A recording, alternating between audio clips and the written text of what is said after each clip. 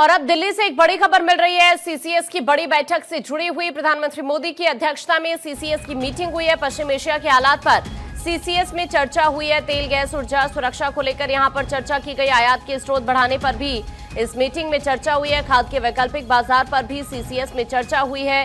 इसके अलावा देश में जरूरी सामान की उपलब्धता को लेकर भी इस मीटिंग में चर्चा हुई है। जमाखोरी और काला बाजारी को लेकर यहां प्रधानमंत्री मोदी की तरफ से सख्त निर्देश दिए गए हैं। सभी विभागों के साथ तालमेल बनाकर काम करने के निर्देश प्रधानमंत्री मोदी की तरफ से इस मीटिंग में दिए गए हैं। पीएम का राज्यों के साथ तालमेल बढ़ाने का निर्देश भी है।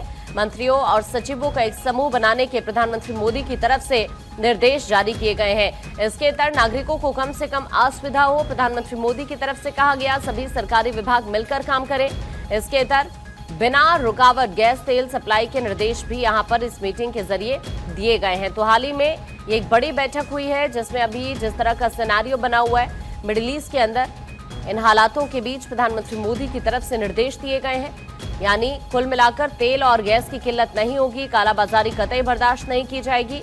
कई बड़े अहम फैसले सीसीएस की मीटिंग के, जिसमें खाद्य, ईंधन, बिजली आपूर्ति सुनिश्चित करने के साथ साथ कालाबाजारी रोकने के लिए सख्त निगरानी पर भी चर्चा हुई है।